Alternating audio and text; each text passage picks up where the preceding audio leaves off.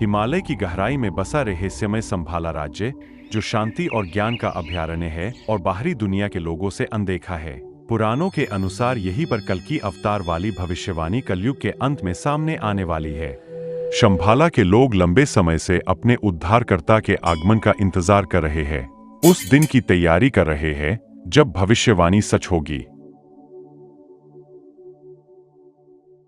हम बढ़ रहे हैं पृथ्वी के फ्यूचर की तरफ, जहां पृथ्वी पर मौजूद हर शहर, कस्बा, इंजीनियरिंग और टेक्नोलॉजी के चमत्कारों में बदल गए हैं। सबके घर पहले से कहीं ज्यादा स्मार्ट हो गए हैं। मानवता ने एआई टेक्नोलॉजी को अपना जीवन का हिस्सा बना लिया है। अब एआई रोबोट्स ही हमारे दैनिक कार्य को कर रहे हैं। मानव का जीवन तो पहले से आरामदायक तो हो गया है, पर इंसान धीरे धीरे आलसी और शरीर से कमजोर हो रहा है। मानव की सोच ज्यादातर सेक्स की तरफ ज्यादा बढ़ती जा रही है।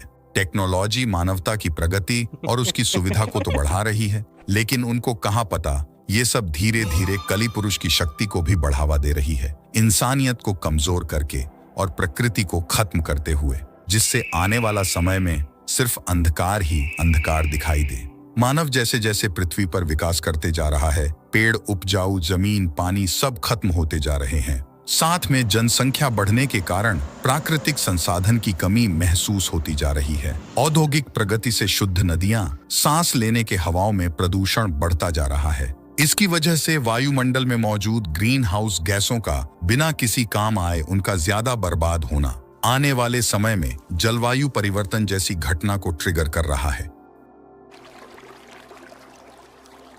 जैसे जैसे समय बढ़ रहा है, मानव को डेली मौसम से जुड़ी घटनाएं को झेलना पड़ रहा है। यहाँ तक कि लगातार प्रकृति के घटने के सिलसिले और प्रदूषण के बढ़ते रहने के परिणाम स्वरूप लगभग जानवरों और पक्षियों की प्रजातियां लुप्त होती जा रही हैं।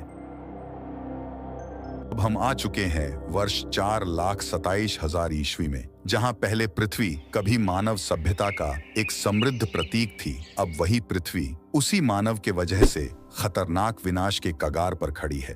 खैर, वो कर भी क्या सकते हैं, आखिर सारे मनुष्य राक्षस कली के कंट्रोल में जो आ गए।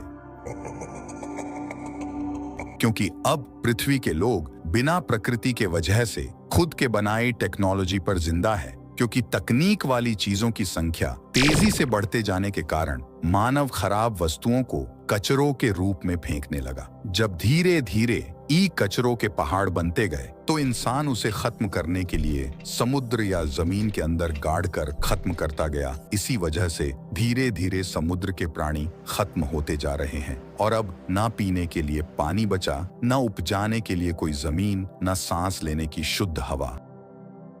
आखिरकार अब वो वक्त आ गया जब कलयुग अपने अंतिम चरण की शुरुआत करेगा। क्योंकि अब यह समय चल रहा है जहां कली पुरुष ने भगवान की बनाई गई हर चीज का संतुलन बिगाड़ दिया, उन्हीं के बनाए गए अंशों के द्वारा।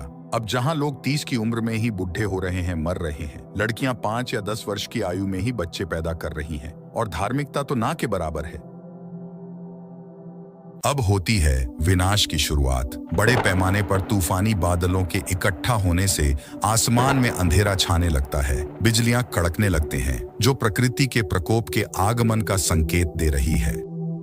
अचानक से जमीन कांपने लगती है, भूकंप से बड़े बड़े इमारतों की नींव हिलने लग जाती है। गंदे महासागरों की गहराई से विशाल लहरें उठती हैं, जो निरंतर पूरे जोर के साथ शहर को निगल लेती हैं। तूफान शक्तियां वाली हवाएं शहरों को चीरती हुई अपने रास्ते में आने वाली हर चीज को तहस नहस कर देती है। धीरे धीरे गगनचुंबी इमारतें मलबे में तब्दील हो जाती हैं, क्योंकि प्रकृति के प्रकोप की कोई सीमा नहीं है। ज्वालामुखी जो लंबे समय से निष्क्रिय थे, अचानक विस्फोटक शक्ति के साथ फूटते हैं। हवा में लावा और राख उगलते हैं, जिससे आसमान काला और लावा की नदियां बिखरे शहरों से होकर बहती हैं। जैसे जैसे विनाश अपने चरम पर पहुंचता है, आसमान से एसिड रेन यानी अम्ल वर्षा होना शुरू होती है, जिसकी वजह से एक समय के भव्य शहर खंडहर हो जाते हैं। आखिर में मानवता की महानतम उपलब्धियां धूल और यादों में सिमट कर रह जाती हैं। अब हम देखेंगे कि आने वाला 1,500 साल मानवता डिस्टोपिया की स्थिति में जीने लगा है। बची हुई सभ्यता अवशेष खंडहरों के बीच जीवित रहने के लिए संघर्ष कर रहे हैं, जैसे तैसे फटे फूटे हालत में खाने पीने के लिए, रहने के लिए मलबा और कचरों से संसाधनों को इकट्ठा करके परिवार के लिए, अपने लिए एक दूसरे को मारकर, चोरी कर कर दूसरों पर हक जमा कर अपने आप को उसे रूप में ढाल लेते हैं और इसी को जिंदगी का नियम समझकर जी रहे हैं। लेकिन इस अराजकता के बीच कली पुरुष का असली उदय हुआ है। अब वो अपने भयंकर आतंक का युग लेकर आ रहा है। कली पुरुष ने उन्नत एआई टेक्नोलॉजी के अवशेषों का उपयोग करके कुछ गलत इंसानों से कई सारे रोबोट्स बनवाए। फिर उनसे ही राज करने के इरादे से रोबोट की पूरी एक सेना खड़ी करने लगा। आगे चलकर उनके प्रोग्राम में इंसानों के ऊपर अत्याचार करने और उन्हें तंग करने के लिए कोड डलवा दिया। फिर क्या, कली पुरुष की रोबोटिक सेना की लोह पकड़ में मानव जाति गुलाम होने लगी। अब उनकी आजादी एआई रोबोट के हाथों में आ गई और उनको पीड़ा देना कली का नया आदर्श बन गया। आखिर में उनके हाथों बर्बाद करवाकर उनके ही दिमाग की खोज का उन्हें गुलाम बनवा दिया।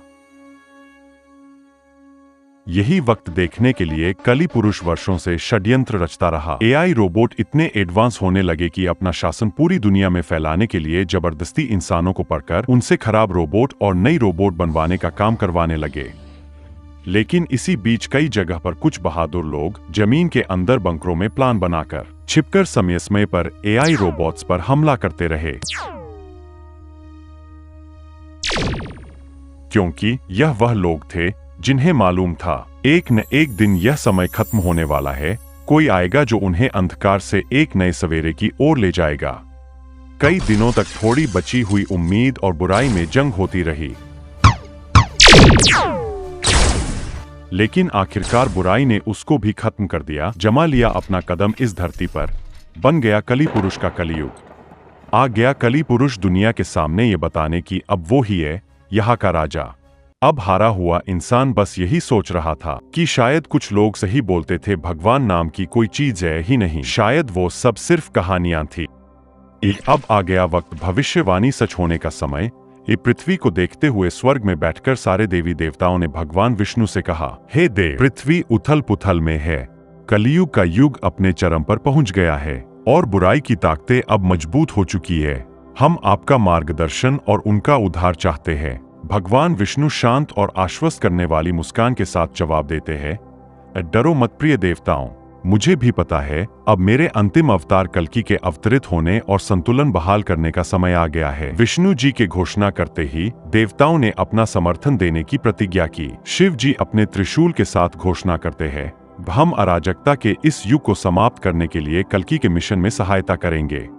भगवान विष्णु कल्कि का अवतार लेने से कुछ दिन पहले संभाला के ज्ञानगंज मठ में बैठे व्यास जी के सामने आते हैं और उनके आने वाले अवतार की घोषणा करते हैं और आज्ञा देते हैं बचे हुए चिरंजीवियों को संभाला में बुला लिया जाए। व्यास ये बात परशुराम को जाकर बताते हैं, जिससे सुनकर परशुराम बहुत खुश हो जाते हैं। फिर दोनों बिना कुछ देरी करते हुए आने वाले अंधेरे का मुकाबला करने के लिए परशुराम और व्यास पृथ्वी पर बिखरे छुपे बचे हुए अमर लोगों को बुलाने के लिए तुरंत तैयारी शुरू की।